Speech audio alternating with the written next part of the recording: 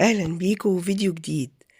النهارده قلت اقوم بقى كده بدري، اعمل فنجان القهوة بتاعي واصحصح كده، علشان يومنا النهارده طويل. طول الاسبوع مشغولة عن الولاد جدا جدا جدا في شغلي، ومش قادرة اعمل لهم اي حاجة، لا اعمل لهم اكل ولا اقف في المطبخ ولا اعمل اي حاجة. فبصراحة حسيت بالذنب كده، وحسيت ان انا ظلمتهم طول الوقت اللي فات ده. فاول ما القبض نزل قلت خلاص انا لازم اعوضهم بقى باكلة حلوة كده بيحبوها، واعمل كده قبل كمان رمضان ما يدخل علينا، لان يعني ايه ما بيبقاش في مجال للاكلة دي في رمضان قد كده. فنزلت بقى السوق، قعدت افكر، فقلت ايه اكتر حاجة بيحبوها، فلقيتهم ان هما بيحبوا الاكلة اللي هي بتاعت السي فود دي.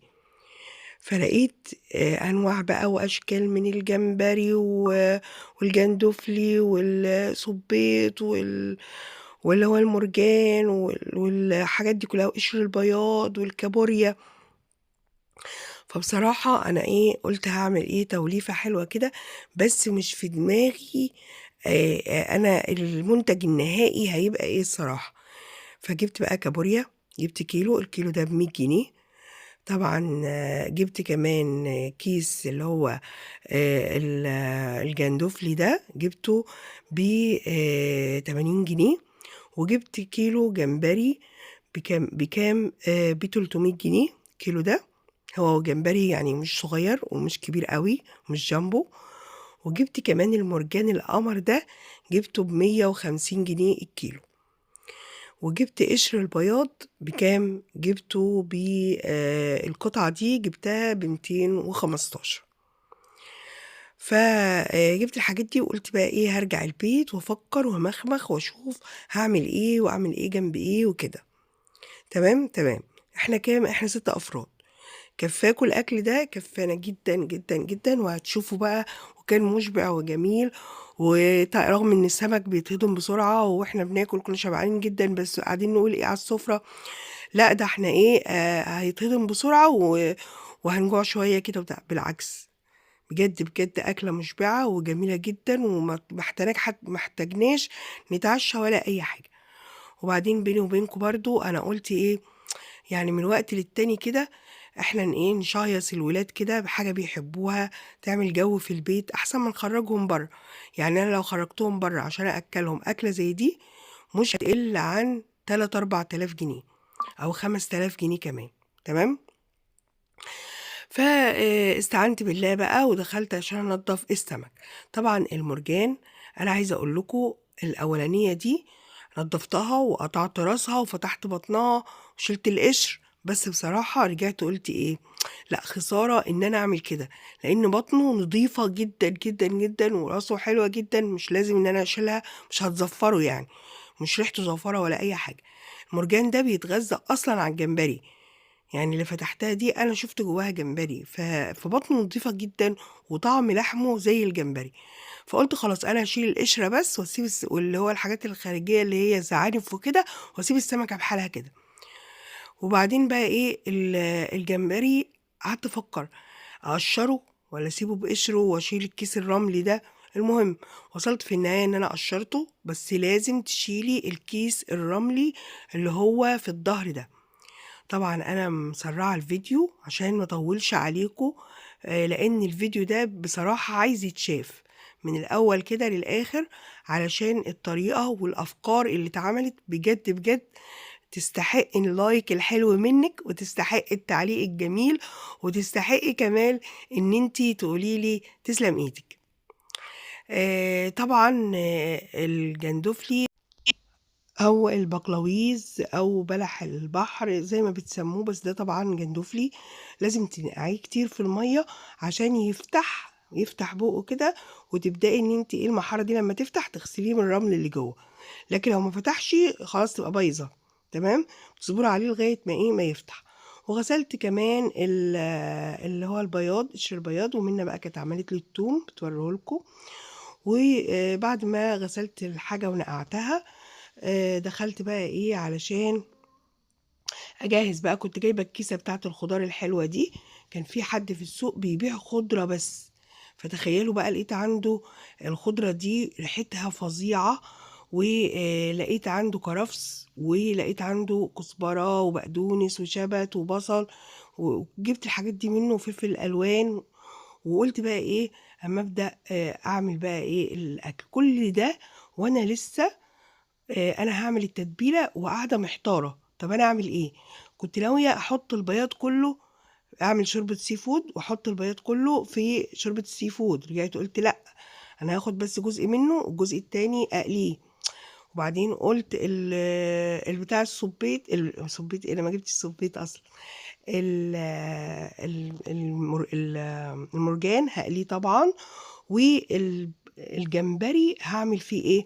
قلت هعمل الجمبري جوه الشوربه برضو. رجعت لا، قلت خلاص لما كلمت الولاد وكده قالوا لي ممكن تعملي الجمبري مقلي في الدقيق او التلحيسه اللي هنعملها مع بعض دي، وبعدين نعمل ايه بقى، نحمره في الزيت وكده، وجزء منه نعمله في الشرب.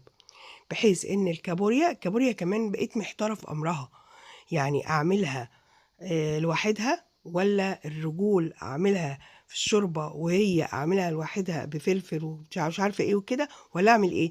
فالمهم قعدت بقى اغسل الخضار وغسلت الحاجه بتاعتي، وعايزه اقول لكم الاكله دي بالفلفل الالوان تحفه تحفه تحفه بجد. الشوربه والاكله والتتبيله بالفلفل الالوان يا جماعه جميله. شوف انا خدت ايه، حته من الفلفل الاصفر وحته من الفلفل الاحمر وكده. طبعا الكرفس لما جيت انضفه خليت العيدان لوحدها، والورق قطعته والكلام ده كله زي ما انتم شايفين كده بالظبط. طبعا لسه ما غسلتش الحاجات دي، بس بوريها لكم كده ان انا ستفت ايه كل حاجه لوحدها. بعد كده بقى لما ارص الحاجه في على الرخامه بعد ما تتغسل بقى كل الحاجات دي، سهل بقى اللي جاي سهل. دي كانت اصعب مرحله، ودي احسن اكتر حاجه انا تعبت فيها بجد بجد. ان انا بقى ايه، قعدت بقى اغسل السمك واغسل الخضار وارتب. بس بصراحه لما تكون الحاجه قدامك كده على الرخامه بتسهل عليكي كتير، ولازم تظبطي الدنيا دي الاول. وبعدين بتدخلي بقى تبدعي بقى، تعملي بقى الرز الصياديه بتاعك، تعملي بقى الجنب بتاع الشوربه، شوربه السي فود هعملها لكم النهارده. طعمها كان تحفه وبطريقه حلوه جدا وسهله وموفره، ولا حطيت بقى فيها كريمة طبخ ولا حاجة. بس بصراحة هي كريمة الطبخ برضو بتزود الحلاوة بتاعتها، بس دي برضو كانت جميلة جدا جدا. ففرحوا نفسكم وفرحوا ولادكم بأقل الإمكانيات يا جماعة. والله العظيم مفيش حاجة مستاهلة الشد، ولا إن أنا أقعد في حزن كده طول الوقت، ولا إن أنا أشيل الهم. حتى لو الدنيا ضيقة، حتى لو الضغوط كتير، حتى لو كده قولي يا رب، خدي بالأسباب وقولي يا رب، وزيحي عنك الوجع والهم بالدعاء والاستغفار والصلاة على الرسول صلى الله عليه وسلم كتير. هتلاقي ربنا سبحانه وتعالى سهلها لك كده ويسرها لك وخلاكي يعني سعيدة كده بأقل حاجة. فالرضا ثم الرضا ثم الرضا، ده اللي هيتنقل لولادك، وده اللي ان شاء الله هتلاقي فرحته في الدنيا وان شاء الله ثوابه في الاخره. طبعا انا بقى حاطه ايه، بصل والكرفس على بقدونس على كزبره وليمون مفروم، وعندي التوم، وعندي طماطميتين مفرومين، وعندي ايه الفلفل الالوان الاحمر ده مفروم والاصفر. طبعا يا جماعه بقى ايه، انا خدت معلقه من كل حاجه عشان اعمل التتبيله للسمك كله، وحيقتها بقى بخل وكمون، السمك بيحب الكمون جدا، وكزبره وفلفل اسود، وش معلقه بابريكا ومعلقه شطه. ده بصراحة اللي أنا قلت هتبل بيه الحاجة بتاعتي. طبعا الحاجة اللي في الصينية دي اللي هعمل بيها الشوربة، وبعد ما قلت لكم كنت هعمل الكابوريا لوحدها رجعت ايه حطيتها مع الشوربة. طبعا بقى ايه الجمبري حطيت شوية في الصينية بتاعت الشوربة، وشوية اللي في الصينية البايركس دي هعملهم ايه، هعمله بانيه كده علشان يبقى مشبع ويبقى كتير قدام الولاد ويبقى حلو. بدأت بقى أتبل بالتتبيلة دي كله بقى، وملح طبعا. حطيت بقى على القشر البياض وحطيت على المرجان، بس بصراحة أنا بالنسبة لي قشر البياض في الشوربة طعمه تحفة تحفة. يعني انت ممكن ايه تجيبي بولتي بدل المرجان لو حابة تقللي شوية، بس هو يعتبر سعره برضو قريب. فممكن تجيبي المرجان تعمليه تقليه، وتجيبي قشر البياض حتة على قد الايه الشوربة بس عادي. يعني الشوربة دي مع الرز اساسا، يعني بتحطي معلقة منها كده مع الرز طعمها تحفة وبتشبع. يعني انت اصلا لو انت عايزة تقللي مصاريف الاكلة دي شوية، ممكن تعملي لهم حلة شوربة سي فود، وجنبها رز احمر صيادية. تجيبي بقى ايه ربع نص جمبري مثلا او ربع بدل كيلو، وتجيبي قطعة قشر بياض صغيرة، وتجيبي نص كابوريا او كيلو كابوريا للشوربة على قد الشوربة. بس انا كترت شوية الحاجات دي، بس كفتنا الحمد لله بفضل الله وفاضت كمان. وزي ما قلت لكم احنا 6 افراد، فهي اكلة حلوة ولذيذة وبتفتح النفس. فبقيت مبسوطة انها عجبت الولاد وباباهم، وعجبتني وعجبت ابني الصغير لانه مغلبني في الاكل. ندخل بقى على الشوربة. أنا حطيت معلقة سمنة، وممكن تحطي زبدة، وحطيت معلقة دقيق ومعلقة بصل ونص معلقة توم كده. وبدأت بقى ايه يعني ايه اشوحها كده لغاية ما ريحة الحاجات دي كلها طلعت كده مع بعضها. بدأت بقى احط الحاجات بتاعت السي فود. وطبعا هي طالما اتسخنت كده ان شاء الله الدقيق مش هيكلكع طالما هو سخن كده ودايب، وانا مزوداله الايه يعني معلقه سمنه وكده. تمام. بدات بقى ايه اقلب كده كله في بعضه. وبعدين انا بقى كنت قلت ايه، طب ما انا كنت شوحت الحاجه الاول وعملت حركه الدقيق دي بره، او دوبت الدقيق بره وحطيته على الشوربه. بس طلعت بصراحه النكهه بتاعتها والشكل والطعم واللون وكله كله زي الفل.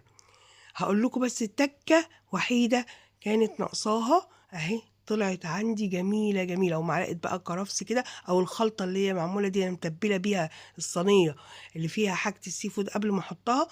وزودت تكة بقى الايه اللي هو مرقة الخضار. وبعدين الخلطة كان فيها كرفس طبعا، فطلع على الوش كده في شكله جميل. وحطيت شوية لبن كانوا عندي بس كانوا قليلين. اللبن يا جماعة والكريمة برضو بتزود دسمتها كده وبتخليها حلو. فممكن لو انت حابة تزودي شوية لبن عن اللي انا عملته ده، وتزودي كمان معلقة كريمة، بتخلي الدنيا برضو في حتة تانية خالص. بس والله بأمانة دي كانت تحفة تحفة تحفة. هنا بقى انا عملت الرز الصياديه. في تكه بس عايزه اقول لكم عليها في رز الصياديه: ما تحطيش التوم مع البصل وانت بتغمقي البصل كده، لان التوم بيمرر. انا عملت زي ما انتوا شفتوا كده، غمقت البصله وبعدين زودت التوم في الاخر خالص، يدي بس ايه ريحه بس كده. وبعدين حطيت عليه بقى كزبره ناشفه ومعلقه كمون، وبدات ان انا ايه احطه. وعملت التلحيسه دقيق وميه وملح وفلفل وبابريكا وكده زي ما انتم شايفين كده. وخليتها سميكه شويه بحيث لما احط فيها الجمبري تلزق عليه. وبدات احمره. بس النصيحه برضو هنا والتكه هنا ان انتي تحطي كميه قليله، يعني جمبريايه تمسك تحط التانية، تمسك تحط التالتة، وما تكتريش. علشان لو انت حطيتي كتير وهو في تلحيسه هيلزق في بعضه ومش هيديكي النتيجه اللي احنا وصلنا لها. تخيلوا بقى فرحة ولادي وفرحتي ان انا اسعدتهم. يا رب ما تحرم منهم ابدا، ولا هم يتحرموا مني ولا من باباهم، ويخلوا لكم اولادكم يا رب. اللي عجبه الفيديو ما ينساش يحط لايك ويقول لي رأيه في الكومنتات. بحبكم.